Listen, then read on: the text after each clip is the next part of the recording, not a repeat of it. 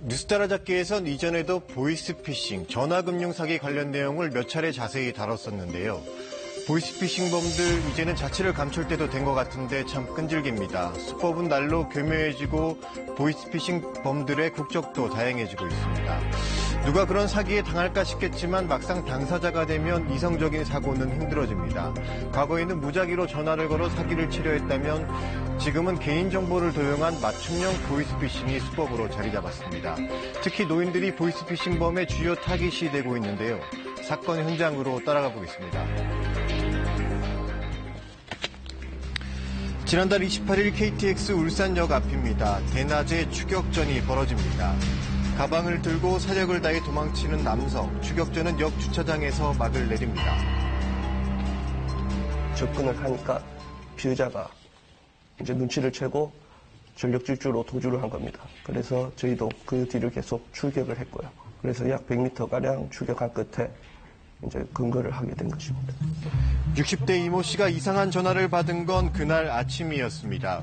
자녀를 바꿔줄 테니까 한번 받아보라 이러더라. 그래 받아보니까 아버지 아무 말 묻지 말고 돈 3천만 원을 이분들 시키는 대로 해주라 이러더라. 아들이 사채를 썼으니 돈을 대신 갚으라는 전화였습니다.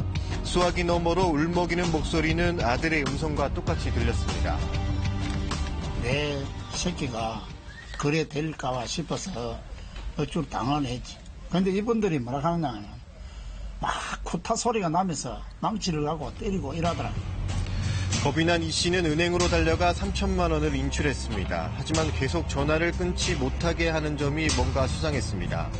옆에 있는 지인에게 신호를 보내 대신 경찰에 신고를 부탁했습니다. 신고를 받고 달려온 경찰은 보이스피싱임을 직감했습니다. 곧장 범인 검거 계획을 세웁니다. 가짜 돈 봉투를 만들고 택시를 타고 이동하는 것처럼 검거 작전을 짰습니다. 피해자한테 이렇게 했는데 이제 저희 차에 태워가야 되니까 저희가 이제 택시인 척하고 뭐 라디오도 켜고 그렇게 이동을 한 겁니다.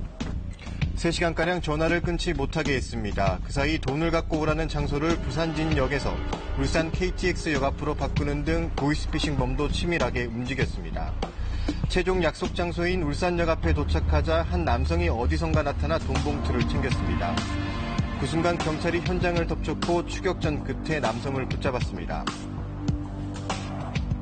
피해자는 27세 말레이시안인으로 중국 보이스피싱 총책의 지시를 받고 국내에서 이제 현금을 받아서 해외로 송금하는 역할을 하는 사람입니다. 남한 사람들은 아무래도 자식을 원하잖아, 그죠?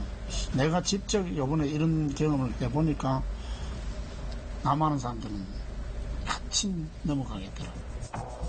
인천에서도 얼마 전 비슷한 일이 발생했습니다. 전화통화를 하며 80대 남성이 다급하게 경찰 지구대 안으로 들어옵니다. 불안한 기색이 역력한 남성은 경찰에게 잠시 전화기를 건네는가 싶더니 다시 밖으로 나가버립니다. 부르신 다음에 이제 근무자한테 귀에다 대고 한 수초간 대고 다시 말도 안 하고 전화를 받으면서 밖으로 나가시는 거예요. 그래서 이상하다, 보이스피싱 아닐까 해가지고 바깥으로 쫓아나갔어요, 제가. 바로 경찰이 따라붙었지만 이 남성은 도움을 뿌리친 채 전화기만 들고 있었습니다. 할아버지께서는 진짜 말도 못할 정도로 정말 당황하셔가지고 저희 말은 진짜 일체 들으려고 하지도 않고 그냥 일단 끊으면 아들 이제 신변이 위협할 수 있다. 경찰은 집까지 따라가서야 자세한 사정을 파악할 수 있었습니다.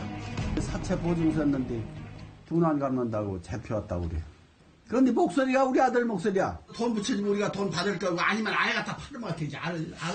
이건 분명히 우리 집안인데 화제하게 사는 요구한 돈은 8,200만 원. 겁이 난 김 씨는 돈을 찾으러 은행에 가던 길에 혹시나 해서 지구대에 들렸다가 큰 피해를 막을 수 있었습니다. 그때 생각에는 어떻게 할 길이 없더라고요. 어떻게 할 길이 없어요. 지난 2월 한 70대 남성은 보이스피싱범에게 속아 은퇴자금 9억 원을 모두 송금하는 일도 있었습니다. 역대 보이스피싱 사건 중 단일 건으로는 가장 큰 피해 금액입니다. 피해자의 혼을 빼놓는 사기범의 목소리는 이성적 판단을 흐리게 했습니다. 홍콩으로 방문을 하신 적이 있으십니까? 전혀 없으시다. 지갑을 분실을 하셨다거나 아니면 도난을 당하신 적이 있으신 거예요? 그 누군가가 본인 명의로 지금 요구를 했다는 말씀이십니다. 그죠?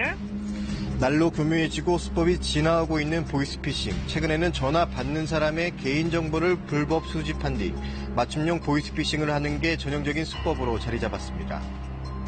나이 드신 분들한테는 자녀 납치를 빙자해서 이제 보이스피싱을 하는 경우가 많고, 젊은 여성분들이나 이런 분들한테는 어떤 검찰 아니면 수사기관을 사칭해서 어떤 돈을 보호해주겠다는 명목으로 보이스피싱을 하고 있습니다. 경찰은 돈을 요구하는 전화는 보이스피싱으로 우선 의심하고 일단 전화를 끊는 게 피해를 막는 최선의 방법이라고 강조했습니다.